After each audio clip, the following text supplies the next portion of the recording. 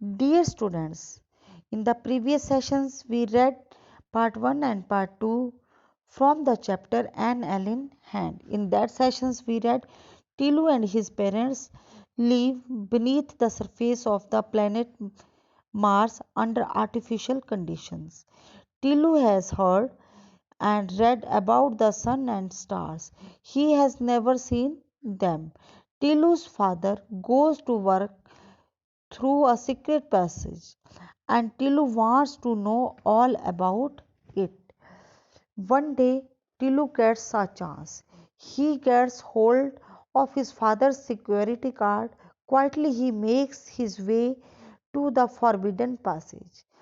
He moves hardly 10 steps when the security staff gets hold of him. He is sent back to his mother. Tilu's father decides to brief him properly. He tells Tilu that he cannot survive on the surface. The air is too thin and the temperature is too low there. Today we will read its part 3. Open your books at page number 69. The big TV screen in the control room shows an alien spacecraft. The question whether there is life on other planets exercise everybody's mind. The president of the Central Committee is about to make an important statement. Next day, when Tilu's father went to work, he found the control room full of excitement. अगले दिन जब टीलू के पिताजी काम पर गए तो उन्होंने कंट्रोल रूम में प्रत्येक को उत्तेजित पाया. People were crowded round the big TV screen. लोग बड़े टीवी स्क्रीन के पास भीड़ में थे. It showed a dot in an otherwise clear background. Screen पर एक डॉट दिखाई दे रहा था, बाकी सारी स्क्रीन क्लियर थी. It isn't a star for its changing its position. ये कोई तारा नहीं था क्योंकि ये अपनी पोजीशन को, अपनी स्थिति को चेंज कर रहा था, बदल रहा था. Our computer has given a trajectory for this thing. हमारे कंप्यूटर्स इस चीज़ की ट्राजेक्टरी मतलब वक्र पथ को दिखा रहे थे. It's heading towards us. ये हमारी तरफ आ रहा था. The supervisor of the last shift explained. Last shift के सुपरवाइजर ने बताया. A spacecraft. टीलू's father asked. Teelu के पिताजी ने पूछा, एक अंतरिक्ष यान. By now he was joined by his teammates on the new shift. और उन्होंने अपनी नई शिफ्ट के के सदस्य को ज्वाइन कर लिया. So we think but it needs watching. हम भी यही सोच रहे हैं, परंतु हमें इसको देखना होगा. A spacecraft where from. एक अंतरिक्ष यान कहाँ से आया. The solar system wasn't known to have any life anywhere else except of their planet. Solar system सौर मंडल में कहीं भी उनके ग्रह के अलावा जीवन संभव नहीं है. Tilu's father recalled the ancient days recorded in the archives at the Central Bureau. Teelu के पिताजी सेंट्रल ब्यूरो के रिकॉर्ड में जो पुराने समय की बातें थी उन्हें याद करते हैं. When their ancestors had a well developed space program. जब उनके एंसेस्टर्स पूर्वजों उनके पूर्वजों के अंतरिक्ष कार्यों के बारे में, जब उनके पूर्वजों को अंतरिक्ष के बारे में पूरा ज्ञान था, उसके कार्यों को वो जानते थे. And had searched the solar system with manned और unmanned spacecrafts and found that they were indeed alone. और उन्होंने व्यक्ति और बिना व्यक्तियों वाले अंतरिक्ष यान सौर मंडल में भेजे कि कहीं पर कोई जीवन है, तो उन्होंने ये पाया कि कहीं भी उनके सिवा कोई जीवन नहीं है.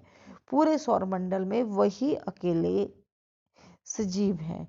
Now in the days of energy shortage and underground life.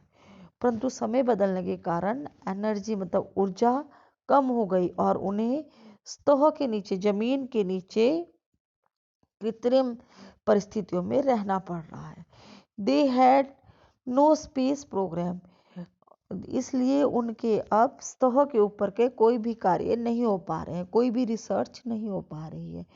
They could only watch importantly from their vantage point, वो अब वहीं से ही देख रहे हैं, वहीं से ही कार्य कर रहे हैं।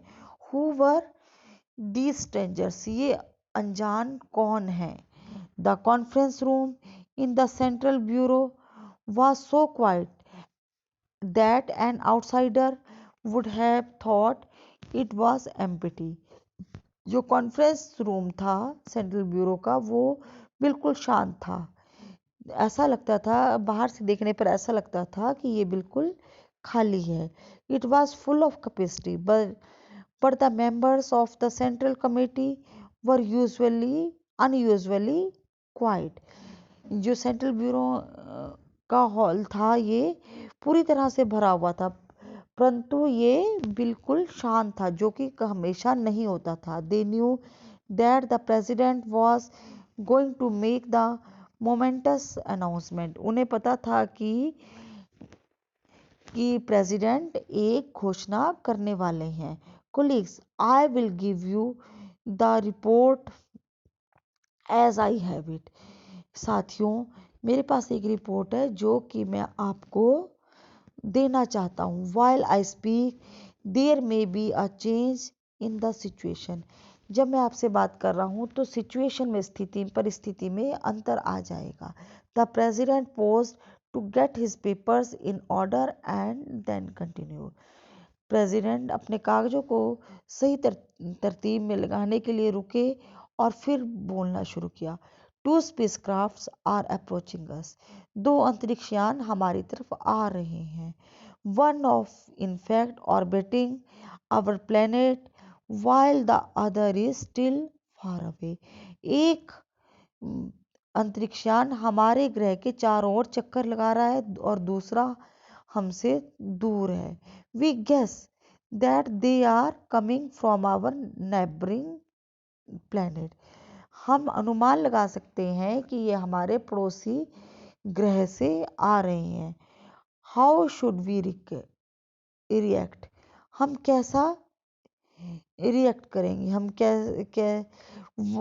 कैसा दिखाएंगे। Number 1, your view please, number 1, अपने विचार बताइए।